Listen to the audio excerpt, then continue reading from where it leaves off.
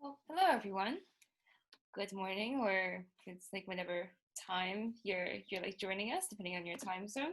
Um, my name is Martin, and I am the president of NIRA, and I will be facilitating this panel on lowering the voting age. I'm a sub actually, a facilitator. Originally, it was going to be facilitated by someone else, but that person could not do it anymore, so I'm subbing in last minute. So um, like just keep that in mind.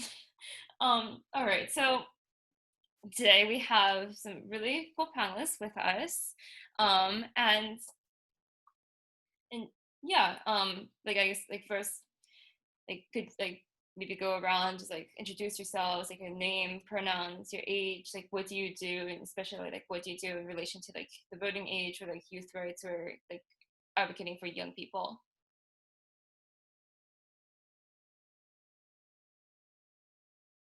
Anyone can start.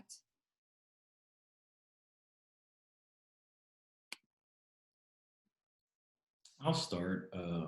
My name is Joshua Harris Till.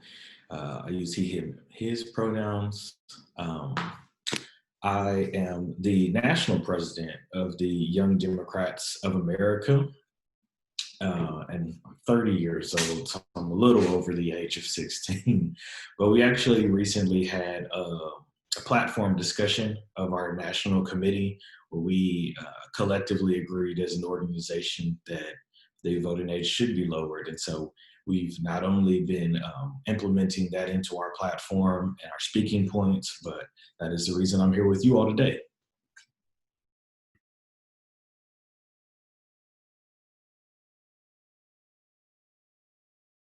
I'll jump in. I'm Emanuelle Sippy, she, her. I'm a 17-year-old youth organizer based out of Lexington, Kentucky, and I work with both a statewide org, um, working for education justice, and the Future Coalition, really supporting other youth organizers throughout the country. And we also believe that the voting age should be lowered. I think our executive director put it really beautifully recently when she said, our lives are not being threatened by a war the way that they were when the voting age was first lowered, but they are being threatened.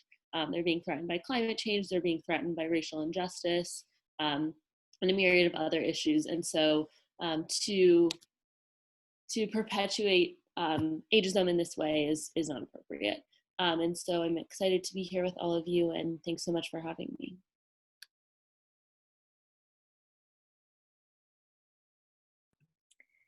Cool. Hey, everyone. I can jump in. My name is Rose.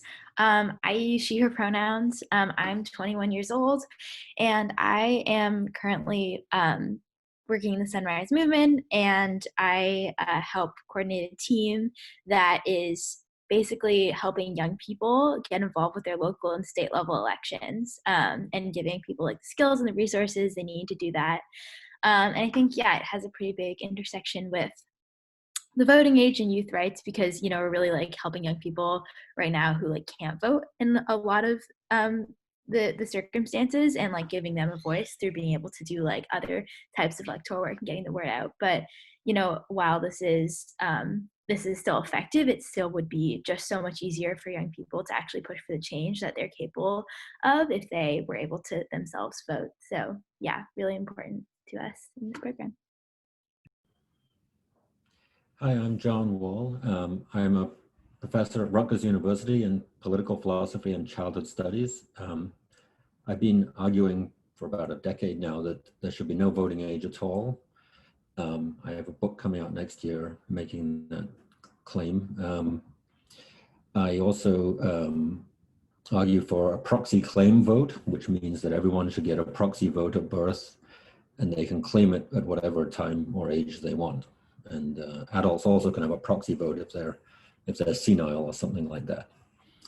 I also, with Robin Chen, who's also on here, co-organized a children's voting colloquium, which is a global connection between voting rights movements around the world for children and youth. And I put the link in the chat function if anybody wants to join that. We'd love to have anybody who's interested, participate.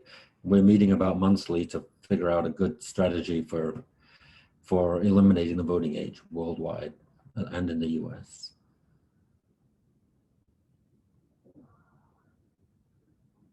Oh, he, him, and I'm not going to tell you my age, but it's way over 16.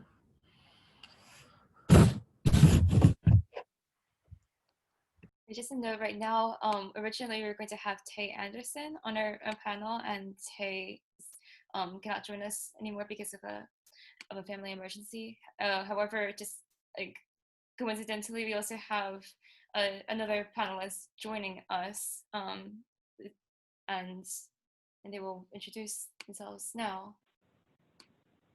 Hi, is this the time to introduce? Yes. Okay. Hi. My first name. I'm a decolonization activist, so I've retaken possession of my first name. So it's Eternally 12, Tree Hugger, Mariah Carey reincarnated, a whole bunch of other things as well. And then I finish off with polyamorous, encompassing 4 brother husbands. So I have been working on youth rights unconsciously since I have since the playground days when I organized my first small protest against our camp counselors on the playground in kindergarten, forcing us to go back inside. We really wanted to have more time on the playground. And even though it was a failed protest, I've been organizing similar situations, similar actions with less organization as an independent person. But currently, I'm legally 30 years old, and I have literally, every time I go to any type of political spectrum, whether it's with the Democrats or the Republicans or the Green Party or the Libertarian Party or Black Lives Matter protests or more radical organizations like Black Hammer Organization, which I actually am now officially a part of, even though they disagree with any type of election reform, I still work with them anyway because it's another angle to actually get us to where we're trying to go to. So that's me. Thank you. Oh, okay. So Tay is here with us. That's a surprise. So Tay, can you introduce yourself then? Hello, everybody.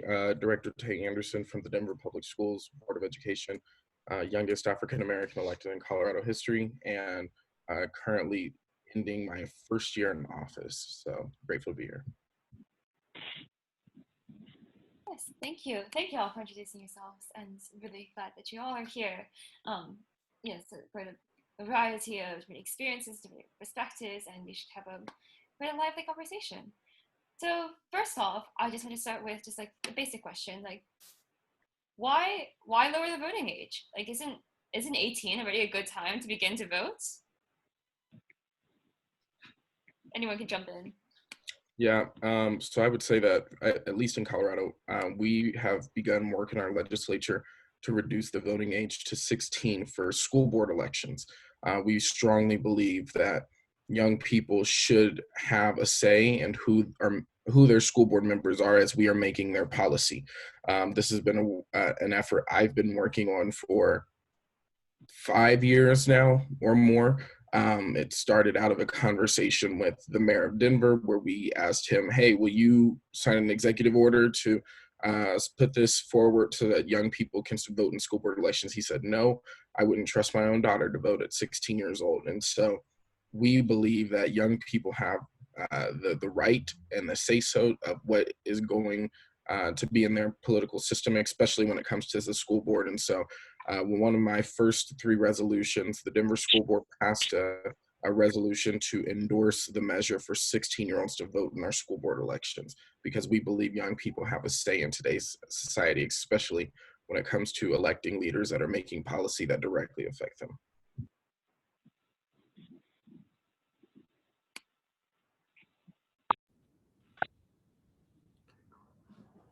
Say also, Sorry, go ahead. when we talk about, I would say talk about taxation without representation, you know, as soon as you're able to work, you should probably be able to vote because you're a part of that system now, right? If we're going to make that the core of the system, then that's in and of itself an argument. The majority of the arguments that you get against it is that there's not enough turnout for young people, or that young people aren't mature enough, or that young people don't care enough. And all of those are true for a system that does not provide them a reason to care, right? I don't care about something that I can't be involved in. Lower the voting age, I think that you would, one, see that a care and that the willingness to be involved increase. But then I think that you will also see a system in this country that's more representative. And so I obviously agree with lowering the voting age, just as my organization. I believe we passed that resolution to say 16 years old. I saw a question in there. I want to make sure I answered that. Well, there's a lot of reasons for me, but the main reason is that democracies are not don't function in a healthy way without hearing from everybody. And I think the purpose of voting primarily is to pressure representatives to listen or to attend to the concerns of the people. And so the more, if you have voting from younger people, then representatives would actually have to listen to them. So I think they'd be more active on climate change, they would fund education better, they would deal with questions of poverty, which affect children more. And so I think it's a matter of having a better democracy, and adults need to hear from children too. Only having 2/3 of the people in a country having the power to make laws distorts those laws and makes them worse. I'd like to add in, hi everyone, this is Attorney Tula speaking here. I am also currently in Denver. I've been on a road trip going across the nation from Ohio to Seattle and Portland to get them to lower the voting age to 12, since they have all these big numbers of protesters demanding change on police state terrorism, I like to call it. But I'm hoping that anyone who's in this area, Denver, we can work together while I am physically here. So I have been trying to get people, as I was just telling you, 12. I'm aiming for 12, even though I do definitely support abolishing the voting age requirements. When I have conversations with people on the street, in grocery stores, and also elected officials, they tell me similar things that you guys have been saying about how they don't trust their own children to vote. But by me giving them a number of 12, for me, it seems to be a whole lot stronger than advocating for 16, because other cities have already done 16. And these 16-year-olds, they initially just age into the adult population so fast, like it's 2 years and then like they're legally an adult. And so it's hard for them to actually still represent the interests of children and very young teenagers. But then to aim for complete abolition, for me, it seems it's like a similar mountain hike of asking for the complete abolition of the police. Me personally, I'd like us to get there. However, like to ask for complete abolition of the voting age seems like a huge uphill climb. I'm definitely going to check out your book. I'd like to definitely check that out later after this conference call. But I think if we begin to advocate if we make a centering around the age of 12, that will, it won't be too, it will still be difficult. I mean, even 16 is difficult for a lot of people to hear. But if we aim for 12, it will probably make it easier for people to compromise with us at 16. And then after we can achieve 16, we can aim for 12. And then after we get 12-year-olds, if we can get at least one city in the nation and to lower the voting age to 12, that will give us the space that we need the space and comfort that we need to get it completely abolished after we actually get younger groups of people voting.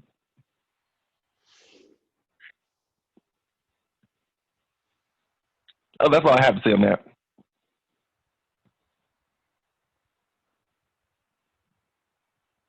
Rose or Emanuelle, would you like to jump in?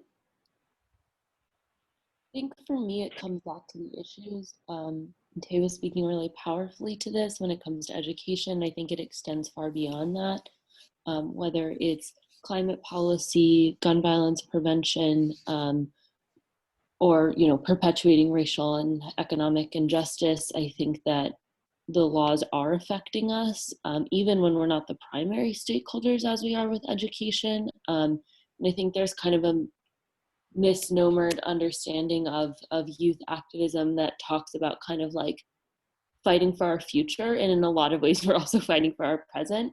And so that, I think we can't put this off any longer, is kind of how I feel about it. Like there's a ticking time bomb, and the issues that are affecting us now are just further affecting us in the future. But we're fighting for our present, and then we're fighting for those who will come after us. And so I think it's about an obligation for me.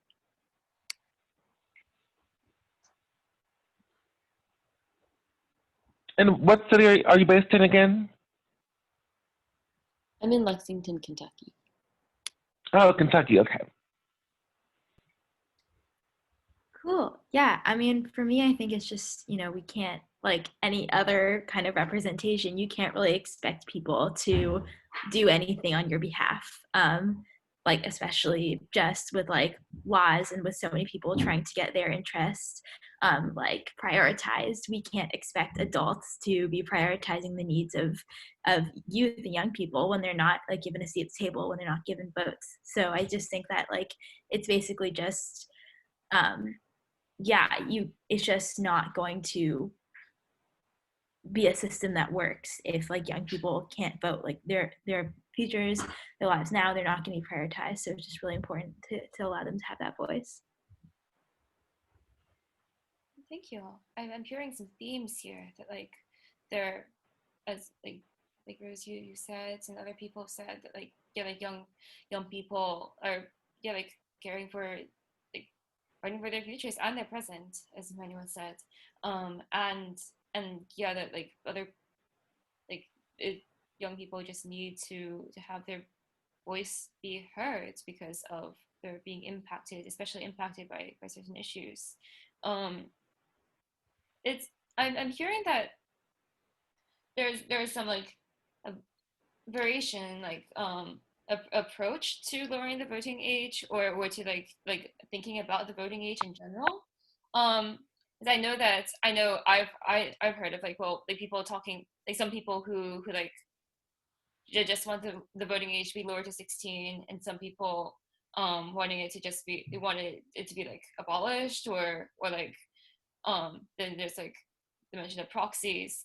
Like what like I'm curious, like should there be a voting age at all if like you're saying that young people like young people should have a voice, why then 16, or why like pick an age at all, or if you do pick an age, how would you choose the age?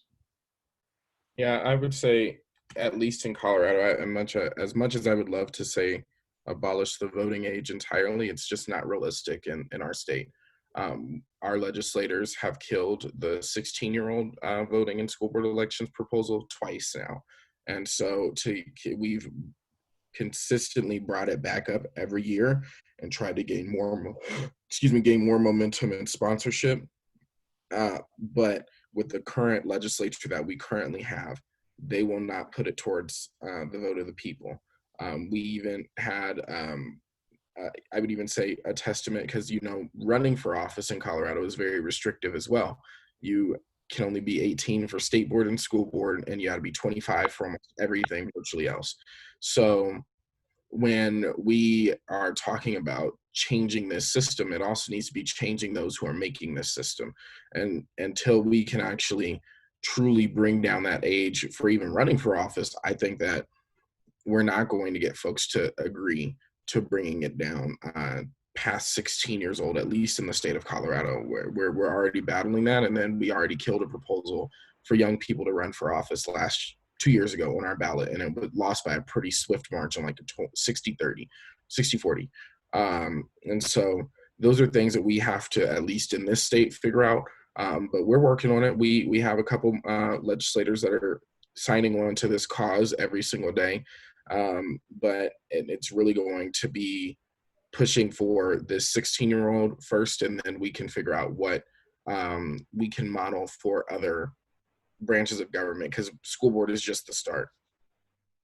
I have a question. I have a question in slash comment. My question is, so have you pushed for this at the state level, or are you pushing for it at the Denver city level? So we attempted the city and county of Denver about 5 years ago, and failed. Then we went to the state legislature and it failed.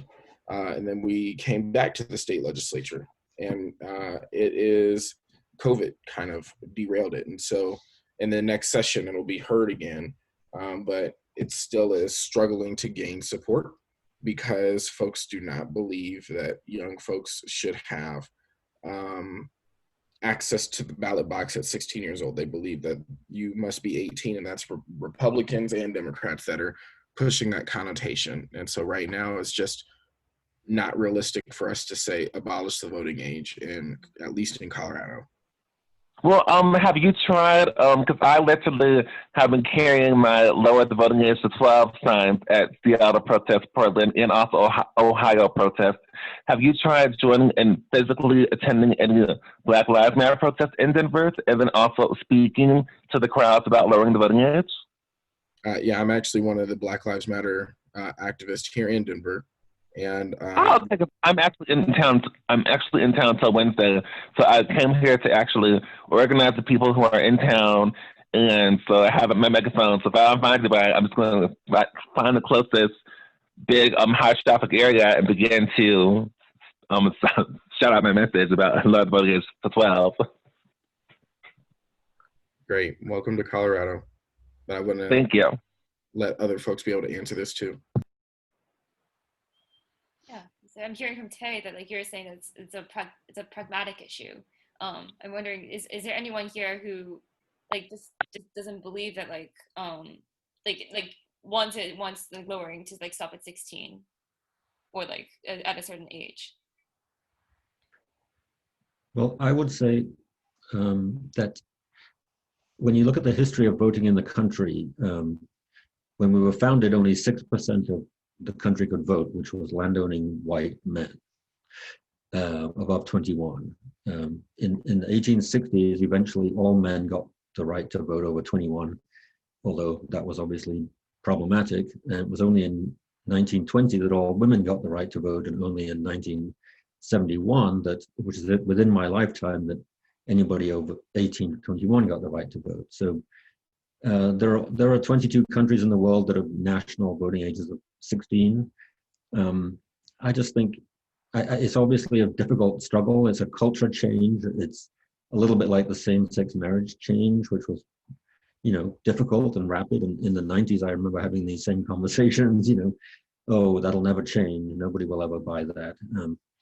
I just think it's a combination of political action, culture change, people thinking about it. And I think also during a crisis like the one we're in now, with both the climate crisis, the economic crisis, and the COVID crisis, that's when these changes tend to happen. So I don't want to say I'm optimistic exactly, but I think this is exactly the right time to be pushing for something. My problem with votes at 16, I think it's great. I'm not opposed to it, but it's using the same logic as adult voting and saying, well, 16-year-olds are just like adults in many ways, so why shouldn't they have the vote too? But that whenever a new group gets to vote, the logic of voting changes. What does it mean to vote? And that's the change I think really has to happen. So John and some other people you like mentioned, like how these so John, you were saying, but like now seems to be possibly an opening perhaps for like actually making change to lowering the voting age, but also possibly in conjunction to other movements. Is that what I'm hearing?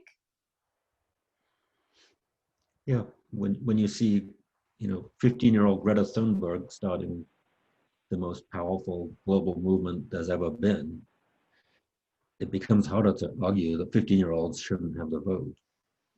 Yeah. Yeah. So I'm curious.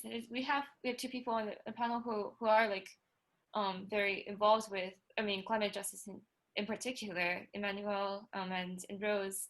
I'm curious like when in working with your organizations, do you see, like, what potential do you see in like getting people who are like passionate about like climate justice, about the climate movement for like Green New Deal or like other related things? Like, what potential is there for getting those people to also be like energized about lowering the voting age?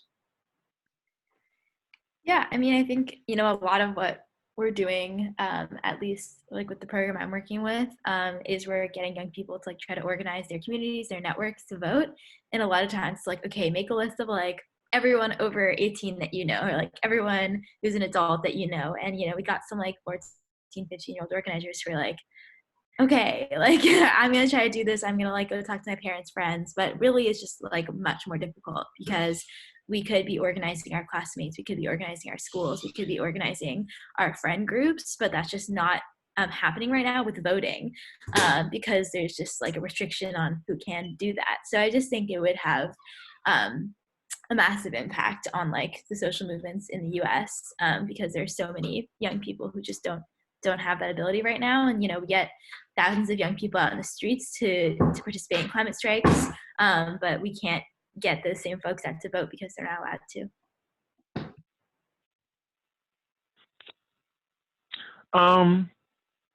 Am I muted? Can you all hear me? I can hear you, yes. Oh, okay.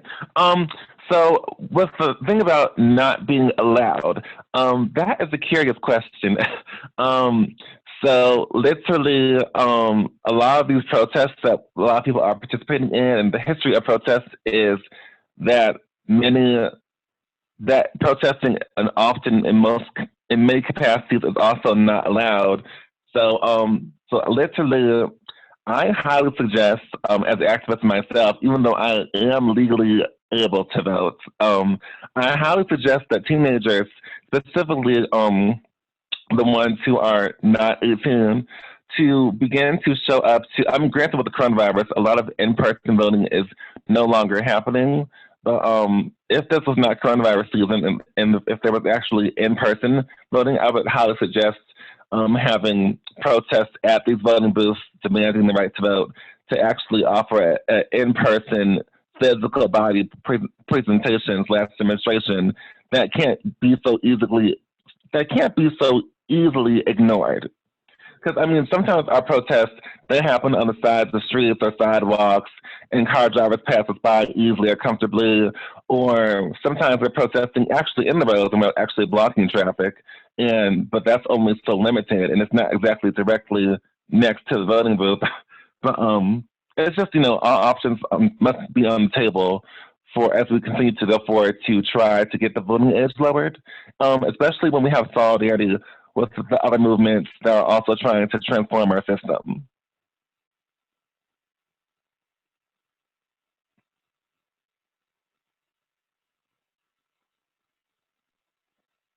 Yes. That was my point. Thank you. Maybe anyone else can jump in, considering like the voting age connected with like other social movements. I would I would just add in, with the gun rights or the gun violence prevention movement, because I do a lot of work in that field as well. We saw a lot of young people are really taking charge in this and kind of bringing this conversation to the forefront. I believe it was either 2017 or 2016 where we saw gun violence actually surpass car wrecks and become the #1 killer of people under 21. That's right. We see that there is absolutely no real accountability in government for fixing those laws. And so bringing in young people to have them with the ability to vote, to make sure that we get a more representative government, which so issues like these and others like climate change and all around just kind of different progressive country actually having our voices heard and maybe electing better people who are willing to actually lead the charge on those. Folks like Tay was saying, he can do so much to try to push for this change, but we also need to elect other people around them that'll help them push through this legislation, and push through these ideas, that'll help lead these changes. And so, yes, there's all the work that we can do as activists and as those who are protesting and fighting for this kind of change, but we have to have our elected officials being receptive to that information. And one of the best ways to have a representative who believes the way that you do is to elect somebody that comes from your community, somebody that looks like you. Young people running for office, young people getting elected, young people understanding that it's not 40 years ago, there was a way of thinking. And if that thinking hasn't progressed, then should you still be in office is a real question that we need to ask. And there's oftentimes young people told, hey, you need to wait your turn, but what exactly are we waiting for? If we're not fighting for our country now, what's the difference between now and 5 years from now when we see these issues so plain? Right, that's a really good point. Yeah, that we're told, like, young people are told to to be involved, and then also not being told that we can't be involved, like that sort of like the ageism often comes in those sort of like conflicts of like you're at once told that you're not capable, and then not allowed to show that you're capable. I'm curious, Joshua, you got like the Young Democrats of America has now like the lowering the voting age to 16 as part of the platform. I'm curious about the process there, because it seems like, I mean, that seems very momentous. I definitely know, like, myself, some people who probably would like call themselves like Democrats, or vote for Democrats, but like some people who still like don't agree with like lowering the voting age. Like how like what does it take to create that sort of, I'm not sure, is it a consensus that's going on, or is it just making it like if like part of like being, I don't know, being a Democrat, or like part of, or maybe in other spheres, like part of being a climate activist, or like gun gun safety, like that, like other activists. So let me be completely honest and say that this was a long debate that happened between the National Committee, and that not all young Dems supported lowering the age to 16. Now, some of them had some logistical issues with the way the resolution was written. Others had issues with lowering the voting age to 16. Others were all in for it. I think that, first of all, let me say, I think John makes a great argument for abolition of the voting age. It's not something that I had thought about before, but I think that it's something that I could definitely get behind. But I live in a state like Oklahoma. And so when I think of Oklahoma, I think of the words Tay just shared with us, and it's like where we can start and what we can do. Abolition would never work here, right? It's a very conservative state. When it comes to the young Dems, I believe that at the end of the day, we look at this situation from the personal opinions that we have on this, but our number one goal always is youth advocacy. And so, though we can argue against it and argue against each other within the confines of this format that we created, at the end of the day, when it came time to vote, there were almost no votes. No votes, right?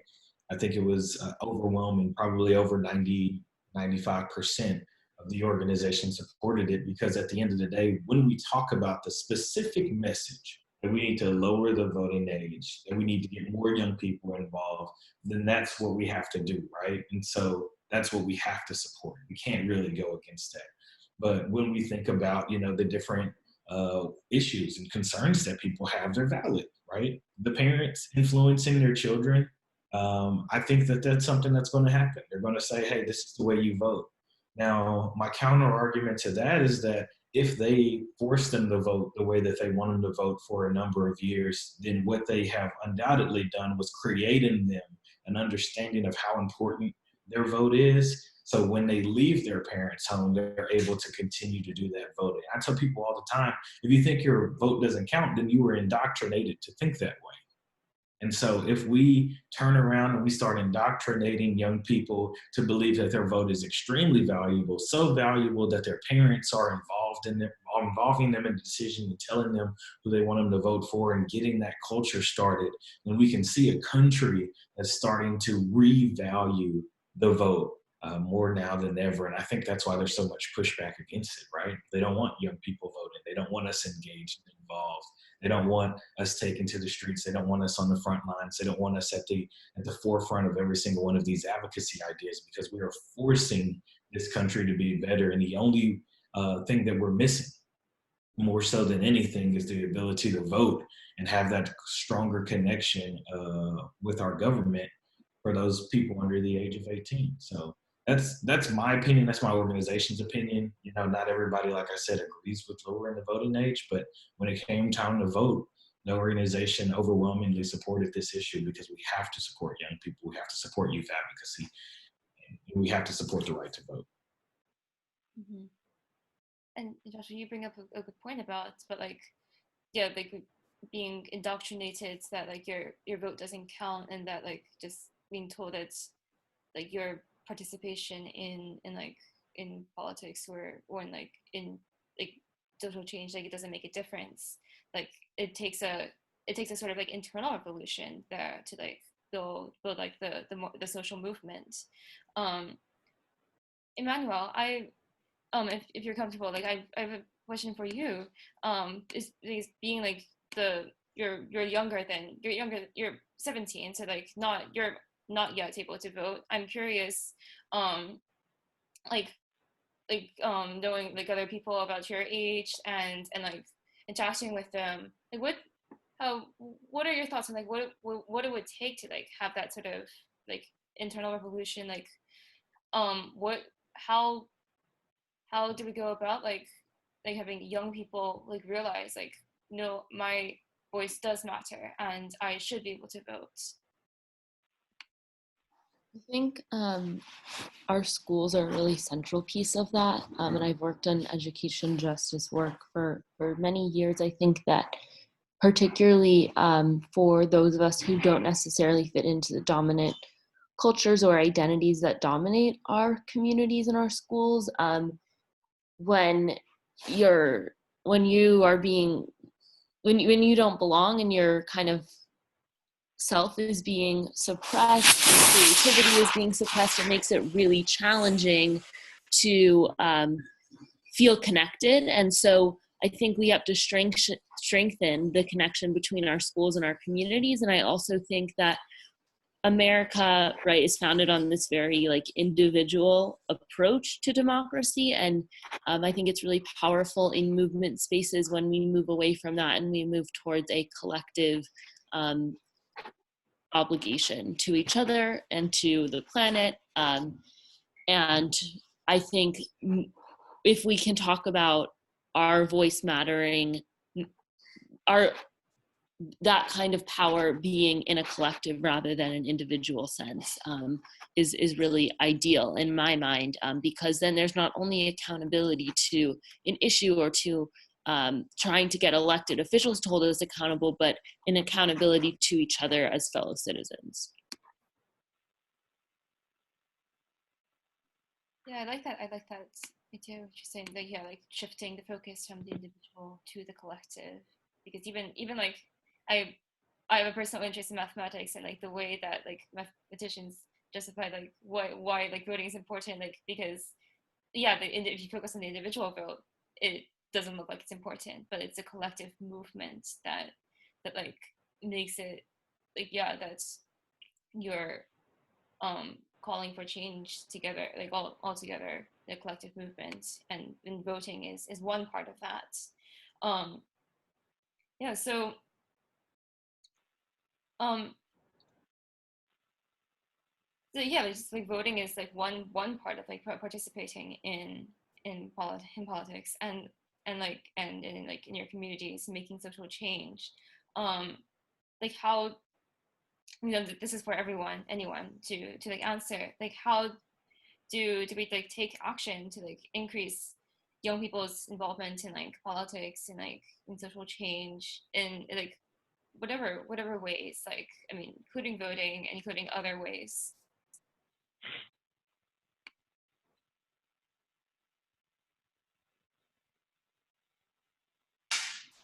Go ahead. Oh, me? Yeah. Okay. I would just suggest a way for us to get more people involved, specifically young people, would be like, I would say taking advantage of places where young people gather, not only for like recreation. Granted, with the coronavirus, a lot of sports teams and high school and middle school clubs are no longer functioning, but some still are, though. We can take advantage of those places where they congregate, and then also places that target the oppression of youth. And I'm specifically talking about youth jails in the juvenile court system. If we can get some judges on board to support us, like specifically juvenile judges that deal with juvenile courts, and then also I also feel, this is on a side note, but ranked choice voting. I feel that if we can get, because a lot of people are comfortable with talking about that and supporting it, even though they fail to actually take action on it, like the state of Maine has done. In Denver, for instance, the Denver High School would be a great location for me to target today, the Denver Middle School.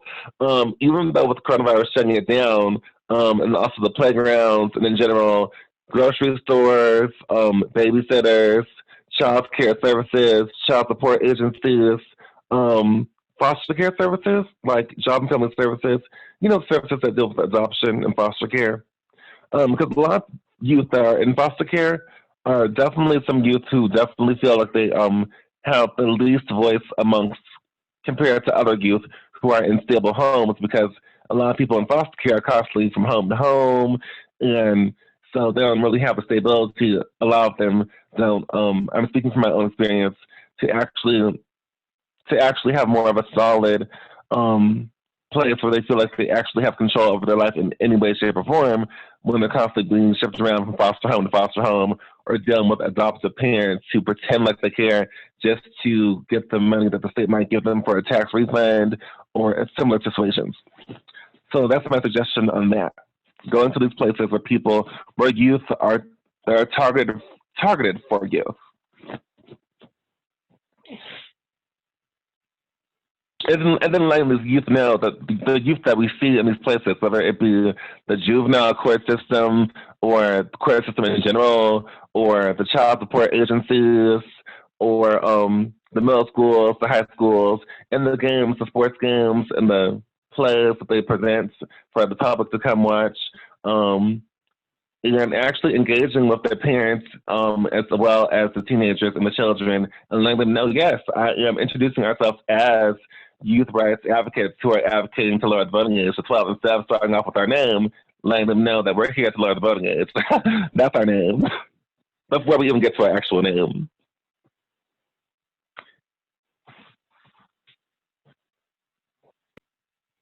And I would just add that, obviously, first and foremost, I'm going to say another way to get involved is to join organizations like the Young Dems, like the Sunrise Movement, like the other organizations represented here, because there is power in the collective, right? And I want to thank you for putting this together and inviting us all here, because now our organizations are working together on this goal, right? And our membership is working together on this goal, and we're pushing for something to show that this isn't just a handful of young people who are trying to make change. This is people from all walks of life.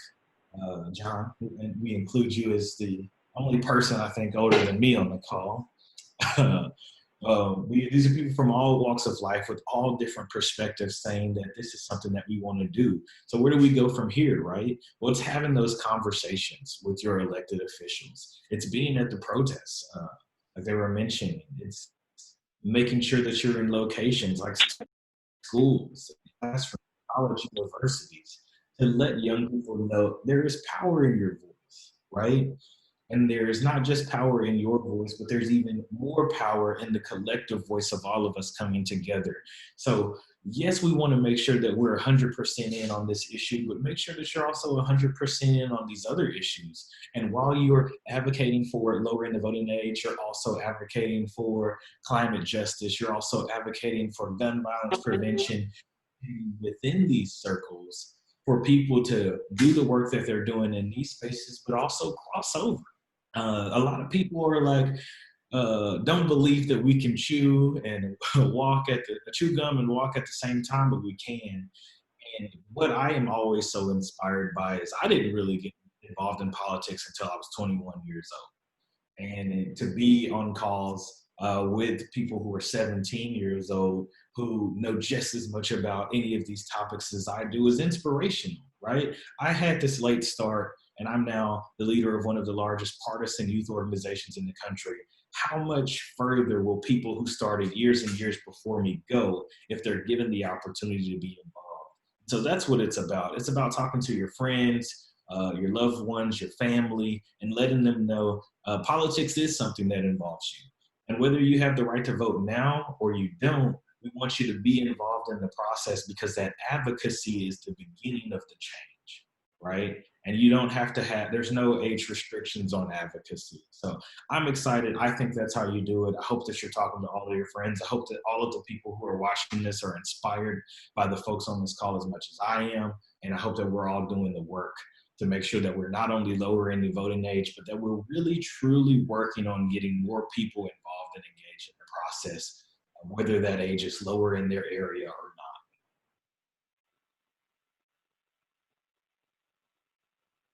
Thank you for, yeah, that's all of those thoughts, Joshua. And I'm,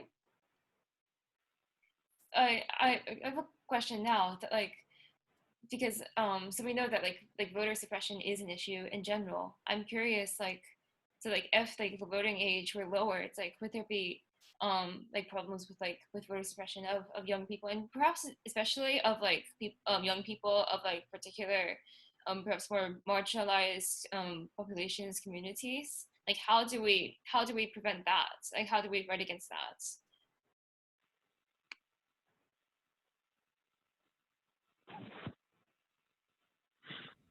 I would say, can you hear me? Hold on. Yes. Okay, that was on mute again. Okay, so I would say that we can fight against the marginalization. But I mean, there's lots of different ways that we can fight against that. However, I think one of the strongest ways to fight against that is to get the smaller cities, the city level, like Denver. I'm currently in Denver now, and I was also advocating for this in Seattle and Portland, is to adopt ranked choice voting, so that way candidates that are activists like us have a better chance of actually getting into office. And so, for instance, the state of Maine has already adopted ranked choice voting statewide, and it makes it easier for candidates who don't have the support of the Democratic or the Republican parties to actually compete with those bigger parties, to actually bring more radical ideas into the mainstream, to actually run against them and actually compete with them and debate against them in these settings that reach bigger audiences. So yeah, that's my suggestion. Ranked choice voting has to be brought to the table in the cities that you live in. So for instance, I must also ask, for everyone who's in this conference, is there anyone who has not been attending their local Black Lives Matter activism, like in person, like being the physical body there? I know I personally have, and I know the person who was who's also here in Denver, it sounds like you also have been attending, but I want to know if everyone in the conference call has had a chance to physically attend some protests and actually bring our youth rights cause to the actual protest, and also be a speaker and take the mic and also speak to the audience, the crowd.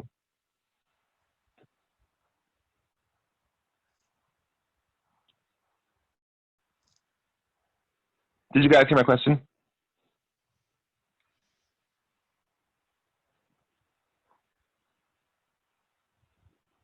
I didn't hear your question. Oh, okay. So my question was, anyone here that's in the conference call, has anyone who has been here not been able to attend their local Black Lives Matter demonstrations or the protests or marches on the street or vigils? Has anyone here not been able to attend one since the coronavirus got started? I mean, I've attended some.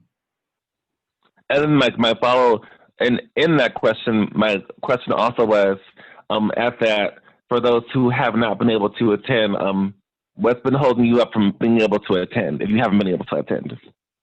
I'm trying to see if everyone in the conference call has been able to actually physically attend at least one, to also bring the message to the people who are really engaged right now. I haven't been able to attend one because of my anxiety, and two because I didn't know there was one in my town until after it already happened. Mm-hmm. What town is that? I live in a small town called Clinton. It's in Michigan. We have a population of around 2,000, so it's a very small town. Ah, I know the feeling. I actually, me personally, I'm from Ravenna Township. It's a town that has about 5,000 people in Ohio. But even there, we've had like small groups of similar Black Lives protests, maybe handfuls of 10 or 12 people. Yeah, so like, I mean, they're like, people can have like various reasons for like not people who attend like protests or like any like particular way of like advocating or activism. I mean, like we like there it takes many different roles, many different like talents and like things that people give, that we can all give like our own special ways of getting involved. So like like if you're just not in a place to be able to like participate in like a large like in-person protest, like then maybe have those smaller conversations. I think John Wall had mentioned like have those conversations with people to like just talk about different issues, talking about like climate issues, talking about Black Lives Matter, talking about the voting age and other issues that like impact young people, like impact everyone really, because everything's connected for us. So like I mean I would say that like even like young people, not like a lot of young people currently not being able to vote, and perhaps a lot of young people also being prevented by like say like parents or like other situations, or just like whatever, not being able to participate in like I guess certain forms of action. But that doesn't prevent anyone from like not being like activists in some way.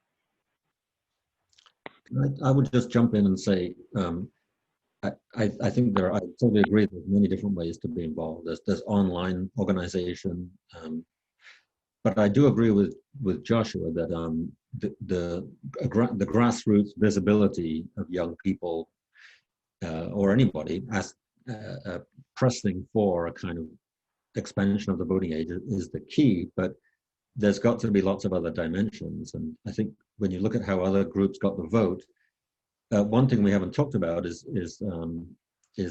going through the courts and passing anti-discrimination, getting anti-discrimination judgments. Like there was a group of U.S. students, I can't remember the name of the group now, who are trying to do that with climate change, and arguing that it's discriminatory against the youth not to keep the Paris agreements up and to be more active. I think ultimately the same thing will have to happen with youth voting, but I do agree that some kind of grassroots movement has to exist first before you can have that work. We're coming to the end of our time, so especially if you haven't spoken in a while, I welcome you. Yeah, like if you want to share any other like thoughts, ideas that like didn't have the chance to bring up yet. Yeah, because I have to hop off and right now. And so what I'll say is folks need to just get involved in the way that we're going to be able to change this system is by actually putting in folks that will actually want to do the change. From the legislature to the school board to city council, if we don't have elected officials that are willing to put in that effort for our young people, then it's not ever gonna happen. And so right now, with young people being one of the largest voting blocks, even at 18 years old, we need to encourage folks to get out the vote and let folks know that we have to stay involved, get ready, stay prepared, because we got a long fight ahead. Thanks for having me, y'all. Thank you, Tay. I also have to pop off, but I'll just close by saying I dropped a link in the chat. Future Coalition has what we're calling a one-stop shop where we support organizers with everything they need from really concrete support like voter file access and texting tools to more abstract coalition and community building. And we are, happy to engage with anyone both before this election, in our last final stretch, but also beyond it. And we know that building electoral power is really only one spot on a nonlinear path, and that we're all rooted in organizing. And so we're excited to move forward and collaborate with all of you. Yeah, I also have to pop off, but yeah, if you are looking in these last 4 weeks to get involved with your local or statewide elections, I'm currently involved with a program that will basically give you like a 4-week agenda for like doing everything that you and your friends can to, like make a big impact in your communities. So I dropped a link also in the chat there. Working with also high school Dems on this. That's kind of cool. But yeah, super excited. Thanks y'all for having me, and I'm excited to make a big difference with this election. Yes, thank you all, panelists, and thank you all the people who attended this and listened. Yeah, and definitely take a look in the chat and like think about like ways that you personally can take action, and again, like whatever ways that you can, anything that you can do, any ways you can bring your own voice and your own like gifts to give to the movements, like that's powerful. So, thank you. We're going to take a break now. Like this session is concluded, and so we have about like a half-hour break until our next session at 11:30. So